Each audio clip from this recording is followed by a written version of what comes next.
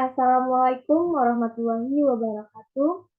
Saya Assalamualaikum warahmatullahi wabarakatuh. Saya Jari Aprilia dari Unit 02.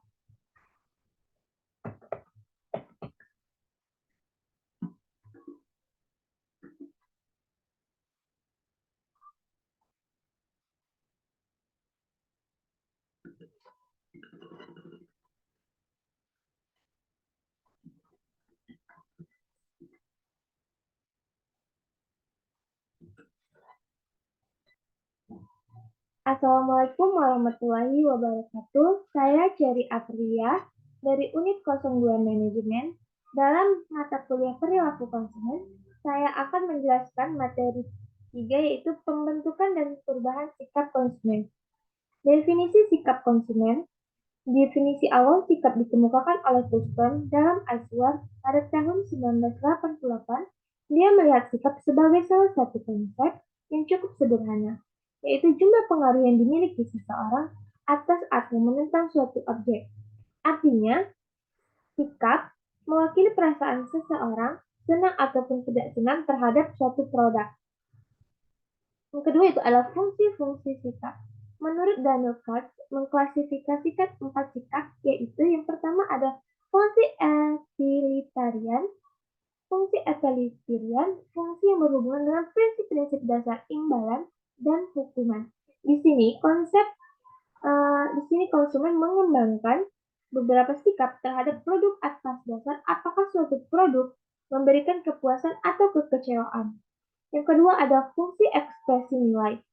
Di sini, konsumen mengembangkan sikap terhadap suatu merek produk bukan didasarkan atas manfaat produk tersebut, tetapi lebih didasarkan atas kemampuan merek produk itu mengekspresikan nilai-nilai yang ada pada dirinya. Yang ketiga yaitu adalah fungsi mempertahankan ego. Sikap yang dikembangkan oleh konsumen cenderung untuk melindungi dari tantangan eksternal maupun internal, sehingga membentuk fungsi mempertahankan ego. Yang keempat adalah fungsi pengetahuan. Fungsi pengetahuan dapat membantu konsumen mengurangi ketidakpastian dan kebingungan dalam memilah-milih informasi yang relevan dan tidak relevan dengan kebutuhannya. Terdapat 5 cara yang penting untuk mempengaruhi perilaku konsumen, yaitu yang pertama ada sumber daya konsumen. Di setiap orang membawa 3 sumber daya dalam setiap pengambilan keputusannya. Yang pertama yaitu ada waktu, uang, dan perhatian.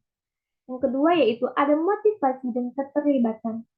Psikolog dan pemasar bersama-sama selalu berkepentingan untuk menjelaskan apa yang terjadi bila perilaku yang diarahkan pada tujuan diberikan energi dan diaktifkan. Yang ketiga ada pengetahuan. Pengetahuan adalah informasi yang disimpan dalam ingatan. Yang keempat adalah sikap. Sikap sebagai suatu evaluasi menyeluruh yang memungkinkan orang berespons dengan cara menguntungkan atau tidak menguntungkan secara konsisten berkenaan dengan objek atau alternatif yang terdekat. Yang kelima yaitu ada kepribadian, gaya hidup, dan demografi. Kepribadian, menurut Pitmurky pada tahun 1950 menunjukkan bahwa produk juga mempunyai kepribadian citra merek. Yang kedua itu gaya hidup. Gaya hidup adalah barang hasil terbesar dari era penelitian. Kepribadian ialah perluasan fokus untuk mencukupi gaya hidup, pola yang digunakan untuk menghabiskan waktu, serta uang. Yang ketiga demografi. Demografi adalah pengelompokan seperti usia, pendapatan, dan pendidikan. 3 komponen sikap. Hubungan antara 3 komponen ini yaitu kepercayaan merek mempengaruhi evaluasi merek, dan evaluasi merek mempengaruhi maksud untuk membeli. Dari 3 komponen sikap, evaluasi merek adalah pusat dari telaah sikap karena evaluasi merek merupakan ringkasan dari kecenderungan konsumen untuk menyenangi atau tidak menyenangi merek tertentu. Evaluasi merek sesuai dengan definisi dari sikap terhadap merek, yaitu kecenderungan untuk mengevaluasi merek baik disegani atau tidak disegani. Jadi kesimpulannya adalah Kepercayaan merek datang sebelum mempengaruhi evaluasi merek, dan evaluasi merek terutama menentukan perilaku kehendak untuk membeli. Peran sikap dalam pengembangan strategis pemasaran. Hubungan antar kepercayaan dan sikap oleh beberapa teori antara lain: 1. Teori keseimbangan Heider's Balance Theory. Dalam teori ini, manusia dianggap selalu menjaga keseimbangan tata kepercayaan yang ada pada dirinya dan evaluasi. Dalam teori ini, ada 3 elemen yang harus ada agar proses keseimbangan tersebut tercapai, yaitu orang yang merasakan sikap terhadap satu objek dan objek lain yang berhubungan dengan objek pertama, yaitu orang yang merasakan.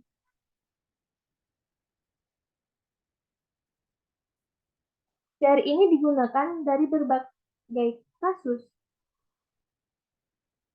Tahun lalu yang ada beberapa produk makanan dan susu yang mengandung lemak babi.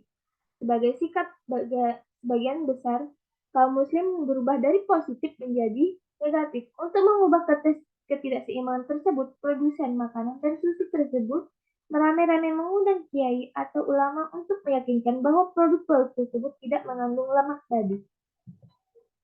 Yang kedua adalah teori ekstensi dan Hofstede.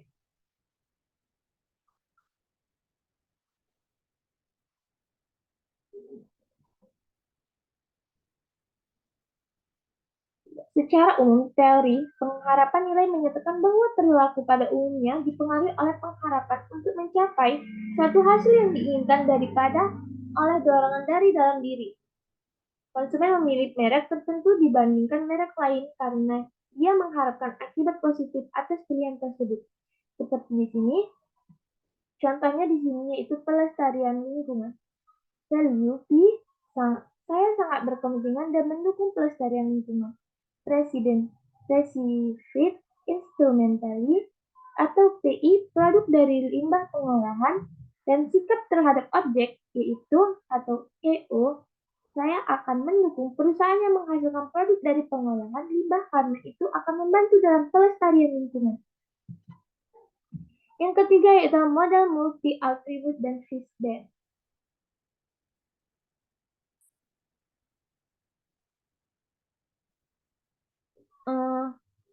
Teori ini menjelaskan pembentukan sikap sebagai tanggapan atas atribut-atribut.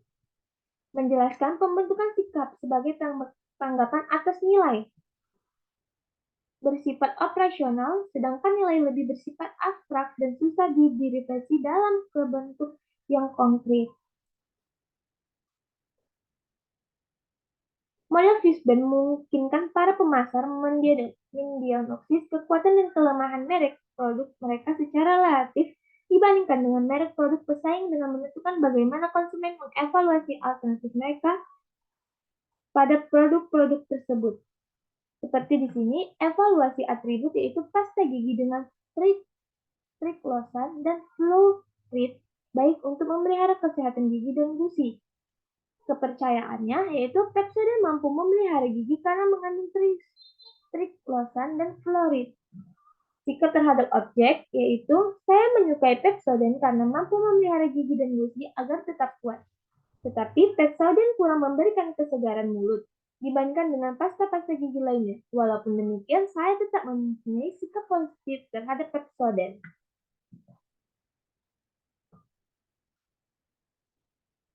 Hubungan antara sikap dan perilaku.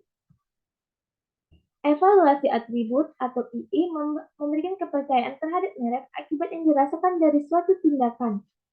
Dari evaluasi atribut, mengevaluasi keseluruhan dari suatu tindakan atau ACT.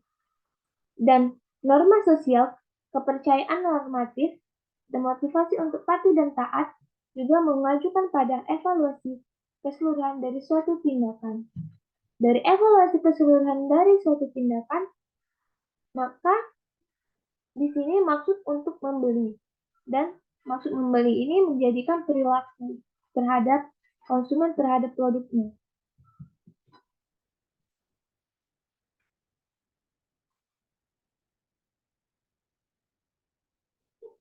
Memprediksi perilaku dengan sikap. Menurut Petty, Cipo dan Goldman pada tahun 1981 mengemukakan berbagai faktor yang mempengaruhi prediksi perilaku oleh sikap.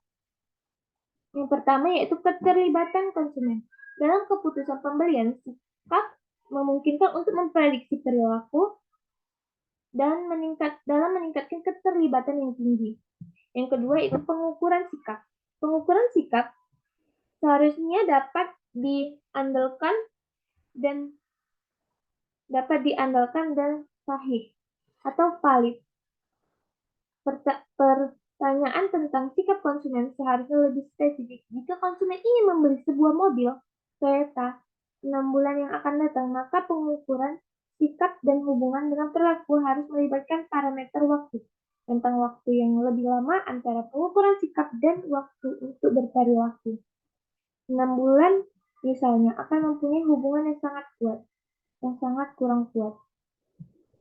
Yang ketiga adalah pengaruh orang lain, keinginan orang lain terhadap pembelian dan juga motivasi konsumen untuk menuruti keinginan itu mempengaruhi kemampuan sikap memprediksi perilaku. Yang keempat adalah faktor situasional. Faktor situasional seperti liburan, kekurangan waktu, sakit, dan hal-hal lain yang memungkinkan mengalami dan menyebabkan sikap tidak memprediksi perilaku dengan baik. Yang kelima adalah pengaruh merek lain. Walaupun sikap terhadap suatu merek cukup tinggi, tapi jika terhadap merek lain lebih tinggi, maka mereka yang lain itu lebih memungkinkan untuk membeli. Karena modal sikap terhadap suatu objek gagal memasukkan sikap terhadap objek lain secara baik. Hal ini akan menjadi masalah untuk memprediksi perilaku. Menurut Asael, pada tahun 1997 mengemukakan kondisi-kondisi yang mungkin menyebabkan kurangnya asosiasi antara kepercayaan sikap dan perilaku, yaitu adalah kurangnya keterlibatan, kurangnya pengalaman, penggunaan produk secara langsung, kurangnya hal-hal yang bersifat instrumental yang dirasakan oleh konsumen, dan perubahan kondisi pasar. Dalam perubahan kondisi pasar, peningkatan dalam harga dari merek yang disenangi menyebabkan konsumen mengubah pilihan dengan tidak disenangi menyebabkan tidak mengubah sikapnya. Potongan harga spesial dari merek lain akan memungkinkan konsumen memilih merek produk itu. Hal lain juga, misalnya ketersediaan produk yang disenangi akan mengubah pilihan tanpa mengubah sikap.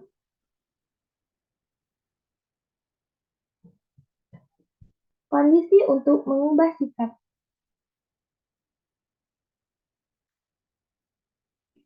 Kondisi untuk mengubah sikap yang perlu diperhatikan sehubungan dengan usaha mengubah sikap sebagai berikut, yaitu kepercayaan lebih mudah diubah daripada mengubah manfaat yang diinginkan. Kepercayaan terhadap merek lebih mudah diubah dengan melakukan kampanye iklan. Misalnya, konsumen yang pada awalnya mempunyai kepercayaan rendah terhadap suatu produk, tetapi dengan kampanye iklan, kepercayaan konsumen dapat meningkat. Yang kedua yaitu kepercayaan terhadap merek lebih mudah diubah daripada sikap merek. Kepercayaan lebih mudah untuk diubah daripada sikap. Pengaruh keterlibatan menyatakan bahwa perubahan dalam kepercayaan mendahului perubahan sikap. Jika kepercayaan menghalangi pembelian, pemasangan iklan kadang-kadang mencoba mengubah sikap tanpa mengubah kepercayaan. Yang ketiga itulah sikap lebih mudah untuk diubah ketika produk adalah low influence. Tetapi jika produk ini dikategorikan low influence, sikap konsumen biasanya lebih mudah untuk diubah, sebab konsumen tidak mempunyai komitmen yang kuat terhadap merek produk yang low influence. Konsumen akan lebih sulit berubah baik terhadap produk-produk yang tergolong high influence karena terhadap merek itu konsumen merasakan bahwa nilai-nilai dan kepercayaan pada dirinya bisa diekspresikan. Model perubahan kepercayaan. Di sini ada pesan perilaku. Untuk memahami peran sikap dan perilaku konsumen, kita harus memahami bagaimana sikap dikembangkan, bagaimana peran yang dimainkan sikap dikembangkan sepanjang waktu melalui proses pembelajaran dipengaruhi oleh keluarga, sebaya, informasi, dan kepribadian. Di sini, pesan komunikasi sangat penting dalam perubahan kepercayaan konsumen karena melalui komunikasi, sikap konsumen bisa kapan saja berubah. Dari pemrosesan informasi menjadi akan dengan melalui informasi komunikasi, maka konsumen akan mendapatkan pemrosesan informasi dan akan berubah. Dari pemrosesan informasi juga akan merubah sikap konsumen dan perubahan kepercayaan juga akan merubah sikap dari konsumen. Untuk memahami peran sikap dan perilaku konsumen, kita harus memahami bagaimana sikap dikembangkan dan bagaimana peran yang dimainkan. Sikap dikembangkan sepanjang waktu melalui proses pembelajaran yang dipengaruhi oleh keluarga. Dari keluarga dalam keputusan pembeliannya dengan mengabaikan kecenderungan anak usia belasan tahun yang sering memberontak kepada orang tuanya, sebenarnya terdapat hubungan yang kuat antara sikap orang tua dan anaknya. Maka dari itu, keluarga merupakan sikap yang pengaruh yang sangat kuat terhadap seseorang. Yang kedua yaitu adalah kelompok. Kelompok juga bahwa kaum sebaya mampu dalam mengubah perilaku pembelian dengan kecenderungan mempengaruhi sikap teman terhadap teman yang lain akan juga mempengaruhi sikap pembelian. Kawan sebaya juga akan mempengaruhi sikap pembelian terhadap suatu produk karena jika temannya tersebut cenderung untuk membeli sesuatu, pasti temannya satu lagi akan mengikuti apa yang temannya beli. Pengalaman dan kepribadian.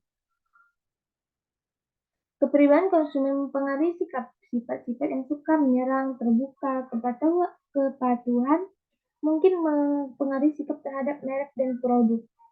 Individu yang agresif mungkin terlibat dalam persaingan olahraga dan akan membeli peralatan yang paling mahal dalam usahanya untuk mengungguli tanpa yang lainnya.